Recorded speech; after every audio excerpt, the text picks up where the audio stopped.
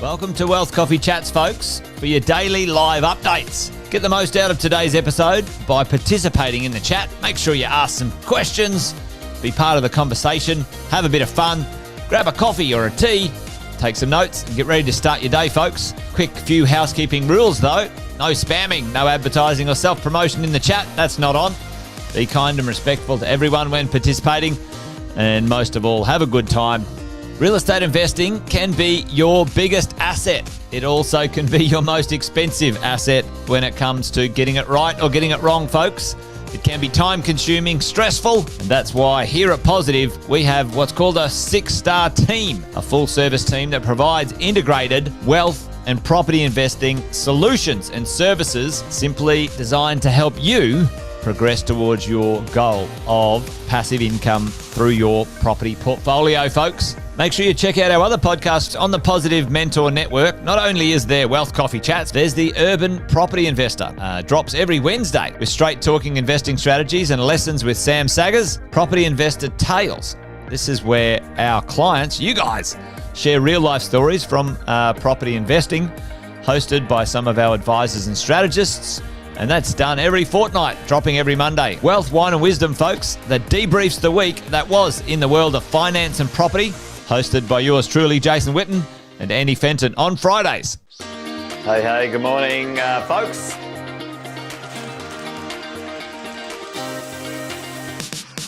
Good morning, everybody. Welcome to another Wealth Coffee Chat. Hope you're well, folks, wherever you are. There it is, team. Morning.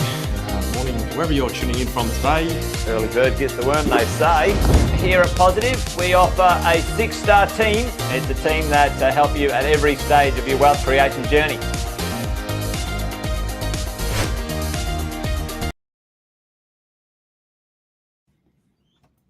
Morning. Welcome along. Wednesday, 2nd of April. Time is flying, team. We're back for another episode of Wealth Coffee Chats, Property Management Edition. Of course, I am back. If I might not have been here last week, or definitely wasn't here last week, I was sipping some cocktails in the lovely island of Fiji. Looking out my window this morning, it's raining. So there you go.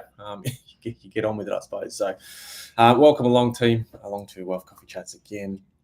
See a few of you guys jumping in already. So good to see you. Good to have you here. I'm going to get myself set up as we go along. If you haven't met me before, you haven't sort of jumped on Wealth Coffee Chats before, part of the collective team here, Positive 6-star team, that is. My name's Cass Shosted, representing the Property Management Group today. And on Wednesdays, about 10 past 8, local time, Queensland time, we get on. We talk about all things property management. We talk about the thing on how we're going to actually, go through holding property. What do those strategies look like? What are the things you guys need to know as landlords and investors with your property management crew? So we're going to deep dive into another topic this morning. Hope you guys can play along in the chat and get the most out of it. So that's me. If you don't already know, Cass is my name. And this morning, when I find it on my ticker here, team, doesn't seem to. There it is. All right, bit rusty on the tech, but there we go. I might need warranty next week. Today, team, breaking down the lease agreement, things you should know as the landlord and investor. These are things property managers should know as well. I'm going to share an example today of a lease agreement. For all intents and purposes, I'm just going to use a Queensland lease agreement today, team. But state by state, you'll get the gist of some of the terms, conditions, particulars in a lease agreement are quite similar. So I'm sure a lot of us can get a few things out of it today. So if you guys are good with that, let me know. Bunty's here. Awesome, mate. Good stuff. Justin, Jeff as well, mate. Morning to you. Fiji. Oh, Jeff, I just missed you by a week. There you go. Oh, mate, we could have had a cocktail together, that's for sure. Luke's here as well, and James, mate. Good morning to you guys. Always appreciate you guys jumping in. And I guess the question this morning in relation to, let's break down that lease agreement. As I click the wrong button again, team, bear with me. Breaking down the lease agreement, things you should know. Question I had for you guys to get it started in the chat perhaps is, what's the one clause in your lease agreement that might have costed you thousands of dollars and you don't even know it yet? Is there one clause in your lease agreement, you sort of through your property journey, you've gone, hey, didn't know that, or hey, next time I better change that up. I better tighten that clause up. Anything in that lease agreement, your experience through holding property, because I always say, the holding phase, the consolidation phase of your investment journey can be challenging, team. Can be challenging, and I guess part of Wealth Coffee Chats and the team here, part of the Six Star team, is to help you guys through that process. So, if you had any weird, wacky clauses in your lease agreement, let me know. Drop it in the chat. It'll certainly help today's conversation. And otherwise, I'm going to run through a standard Queensland lease agreement this morning. And like I say, state by state, they will differ. The statutory forms do differ. However, there's some particulars in terms and conditions that you might see a common theme throughout. We're going to relate that to our other parties. So, all things being equal, I will get rid of that ticker off your screen, and I will attempt to share my screen.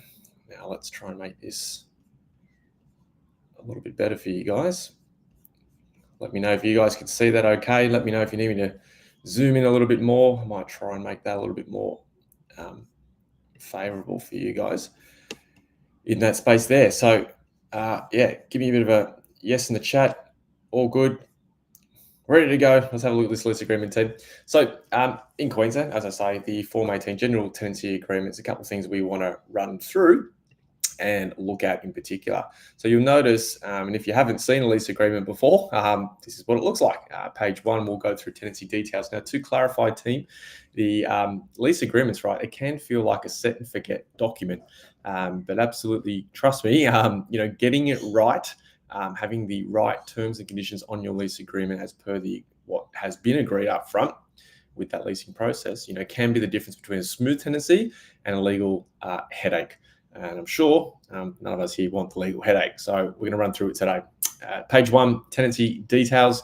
Essentially, to clarify, the agreement is not between the property manager and the tenant. The agreement is between the lessor, rental provider in your state, and the lessee, the tenant, the renter. And so these particulars need to go on page 1. Now, we can obviously refrain from some privacy details with relation to your contact details, of course. And as we go down the bottom of page 1, the agency details will be there. And that's what we need to put, care of R&W Plus as an example. And we go along. Skipping to page 2, team, what we do want to make sure we pay attention to is this section. How we're communicating with the tenant, making sure contact details are correct, the address of the rental premises, and any inclusions provided.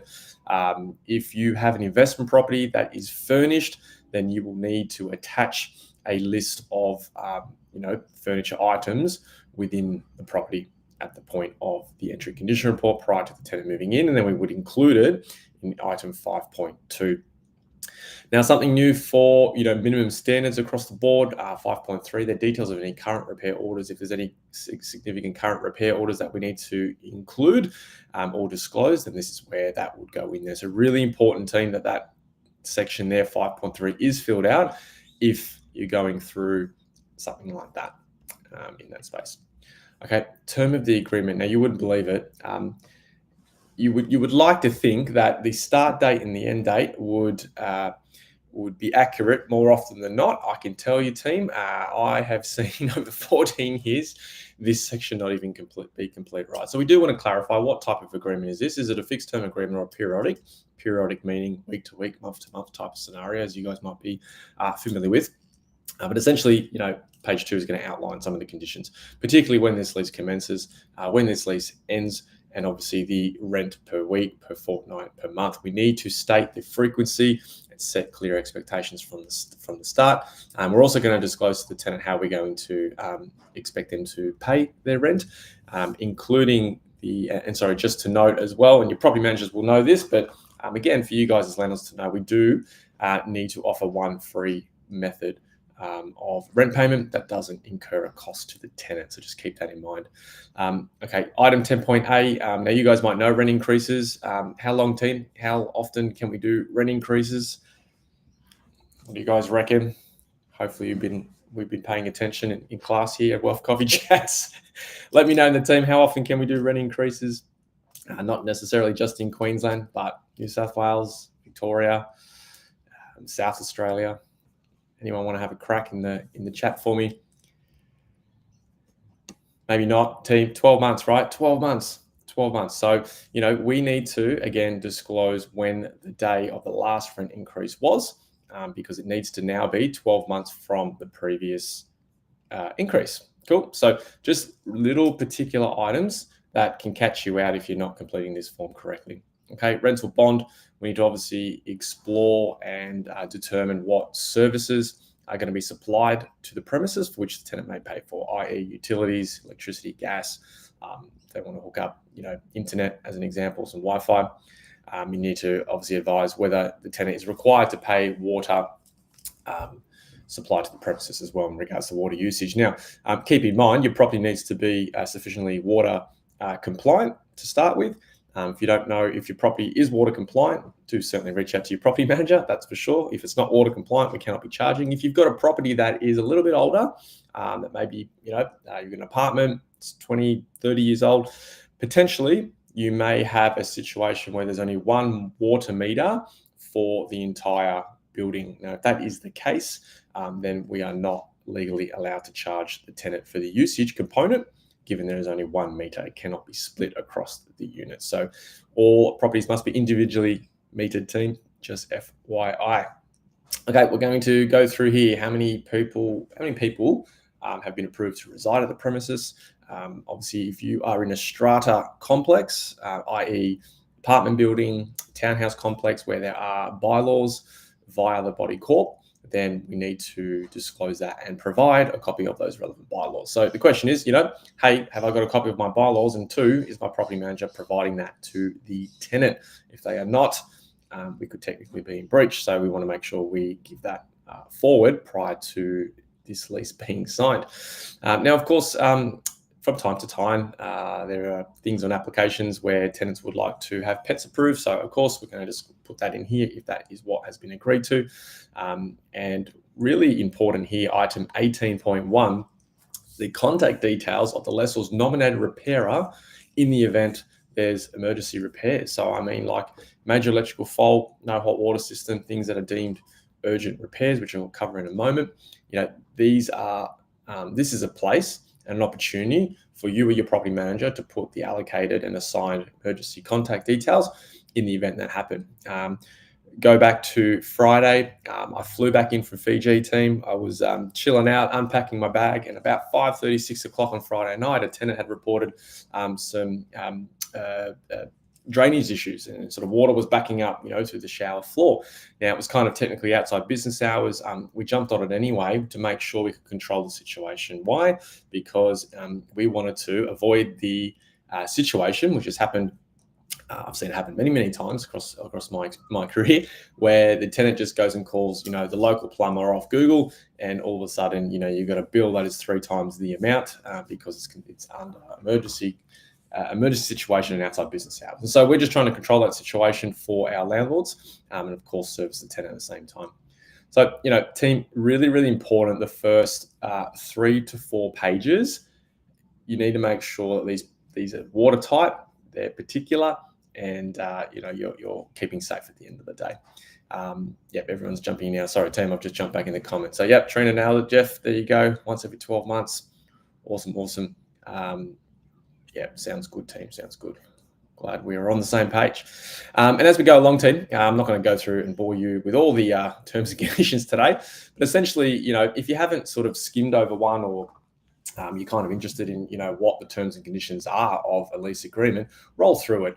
This form, obviously, like I say from the start, this is a Queensland form, very similar terms and conditions that you'll find state to state. So do check your relevant lease agreement. But obviously, the outline of a lease agreement is to establish you as the landlord, your obligations and responsibilities, but also the tenant's obligations and responsibilities. And so this document will take you through and the tenant through what those obligations and responsibilities might be. When it comes to an entry condition report in Queensland, for an example, the lessor, i.e. agent, must prepare an approved form, sign and give the tenant one copy of the condition report for the premises. So that's the entry condition report we give to the tenant, which has comments and photos of, again, the internal and external condition of your property prior to them moving in, which is then used at the exit condition report. It goes through here, some things around the rent increases, obviously, like we say as you guys saw there, and you guys have answered in the chat, 12 months after the last rent increase is applicable, you must give 2 months notice as well in that space. And so your lease agreements in your relevant state will run through what these terms and conditions might look like. It also runs them through some things here in relation to, your right of entry, the tenant's use of the property. Obviously, pets is a big one, supply of locks and keys, run through minimum standards, and emergency repairs. And you'll see here in subdivision 4, damage and repairs, it actually identifies and states and tells you and the tenant and the property manager for that matter what an emergency repair is considered to be. Burst hot water system, major electrical fault, gas leak, etc., etc. And so, when we find, when we educate our tenants and landlords in this space, we find it a lot easier to manage the situation when emergency things happen. In my opinion, they are inevitable. It's kind of like a part of the property investing journey, as much as we all try to ignore it at times, right? No one wants to deal with it, but at times these things happen. If you've got a framework and a structure and a process in place, team, to handle this stuff, and when it happens, I can tell you the problem's going to feel about a 2 out of 10 and not 11 out of 10, and you can have less stress in your life. And I think that's a good way to go. And so, the rest of the terms and conditions here that are stated on here will continue to outline, how do you end an agreement?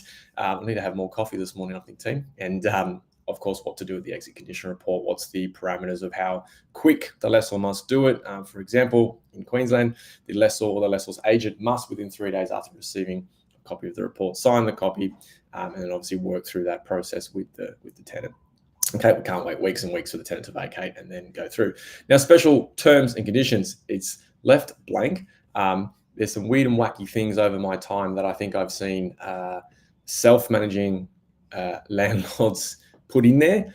Some crazy stuff. I actually tried to find a copy of this post I saw in a landlord Facebook group from weeks ago. I'm kicking myself I didn't screenshot and save the post, but I will try and find it, team, because it's some really interesting stuff in there that goes on, and you'll often find that most of those special clauses, conditions that landlords or property managers put in there, you'll often find they're irrelevant. Why? Because they don't necessarily comply with legislation, and if they don't comply, then it's not enforceable, and then it's just a waste of time, isn't it?